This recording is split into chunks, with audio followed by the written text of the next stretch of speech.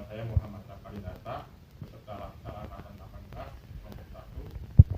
Pada kesempatan kali ini saya akan mewawancarai senior saya Muhammad Wihayanto tentang mengenai bagian-bagian seksual yang disambungkan dengan nilai-nilai berakhlak. Tentu saja saya juga percaya tentang berorientasi dalam pelayanan. Kita ada warga yang melapor bahwa ikan abang beberapa tanah abang sedang dijaga. Jika kita sedang siaga, ada laporan terkait berita musibah dari warga yang kita tanggapi secara responsif. Itu menanyakan dulu apa dari mana dan juga ke siapa bersangkutan untuk datang melapor menyampaikan apa kronologis yang akan disampaikan ini masalah laporan. Setelah itu kalau saat kejadian tadi kan tugas siaga kan dibagi lagi, ada rescuer, ada penjahat. Kalau bisa sih saat laporan itu kita terima dari warga, kalau kabarnya kita sampaikan dulu ke penjahat yang akan menerima laporan kita tersebut. Kita tanggapi secara tertib, secara cepat, apa permasalahannya seperti apa. Setelah itu kita lanjuti, kita gali dulu informasi terkait perkembangan apa yang sudah terjadi, di mana lokasinya. Setelah itu kalau fix A1 baru kita laporkan ke Kasubsi Operasi. Itu Terstruktur ya Bang, ya. dalam pelaporan itu. Ya. Oke Bang, selanjutnya di bagian laporan, bagaimana cara abang bekerja secara jujur tanpa mengharap imbalan dari pihak luar, terutama saat abang memperhatikan gitu. Ya, kalau kita melakukan hal tersebut ya dengan niat kita yang ikhlas, tidak perlu ada pamrih imbalan atau apapun. Apalagi saat pelaksanaan operasi SAR, pernah sih kejadian, saya mengalami kejadian saat pelaksanaan operasi SAR. Setelah korban ditemukan, kita ditemui oleh keluarga korban, diberikan uang sebesar uang 1 kantong.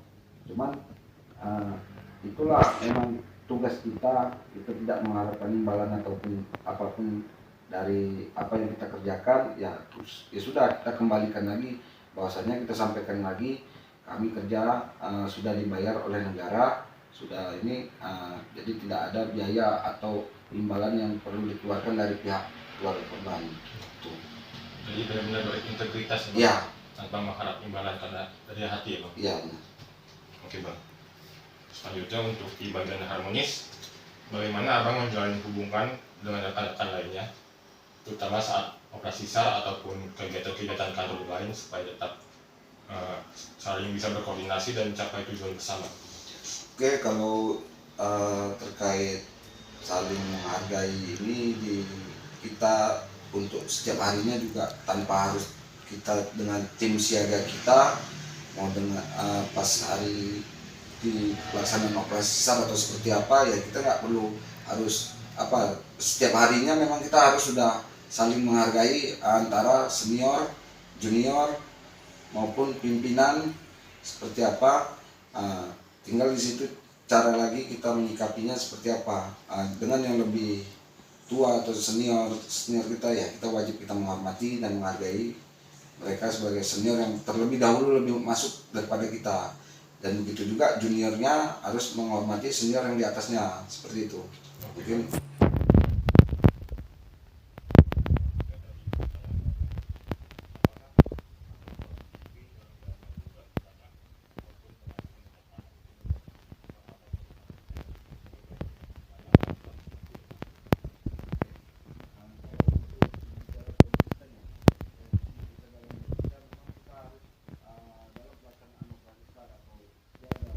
pelaksanaan SAR ini kita memang harus adanya konsistensi waktu, tepat waktu.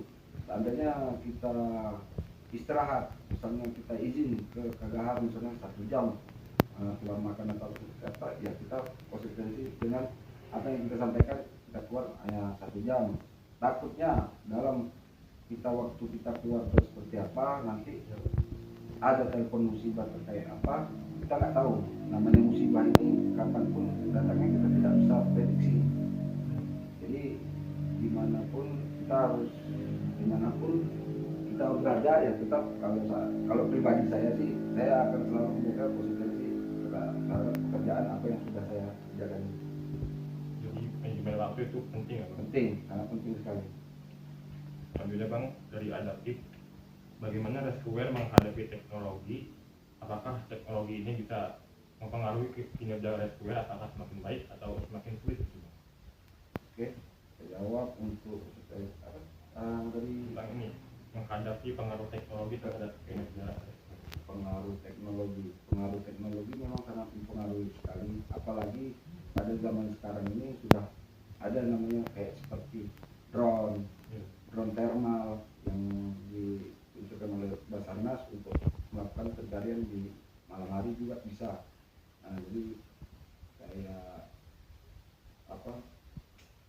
detektor vendor yang untuk aqua eye pencarian itu sangat membantu sekali untuk dalam pelaksanaan operasi SAR untuk kami yang selalu berada di lapangan, karena sudah sangat lebih maju untuk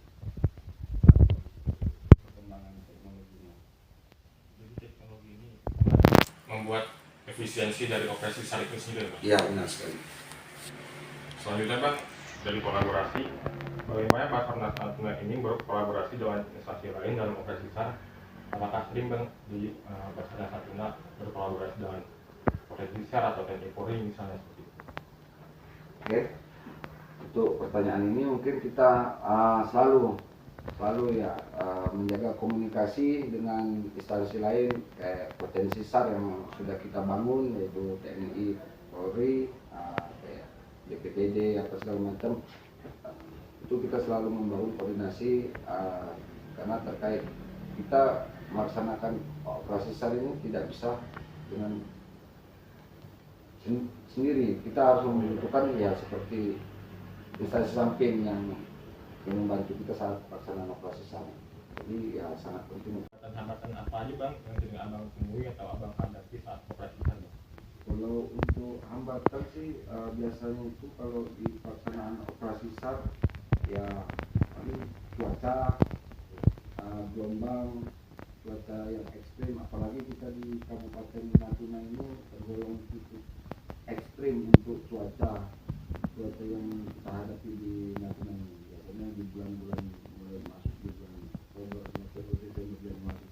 Februari itu kita menghadapi namanya musim utara. Musim utara itu tiba untuk pelaksanaan operasi SAR itu sangat sulit sekali. Apalagi kita ingin menggerakkan namanya itu seperti KN, itu mungkin gelombangnya bisa sampai 4-5 meter. Mungkin cuaca dan gelombang yang cukup tinggi untuk pelaksanaan. Mungkin hambatannya sih itu aja deh kalau dari segala. Jadi untuk kita di lapangan. Oke, pertanyaan terakhir Bang, tips supaya Abang bisa bekerja secara konsisten secara terus. Supaya kita konsisten ya kita datang ya sama seperti yang di awal tadi yang kita tanyakan itu, datang tepat waktu, menjaga kebugaran fisik kita, yaitu dengan olahraga samasta yang sudah diprogramkan oleh kantor SAR Natuna, yaitu pada hari Selasa dan hari Kamis. Di samping ini di hari Jumat itu adalah olahraga sama. Mungkin itu aja yang dapat.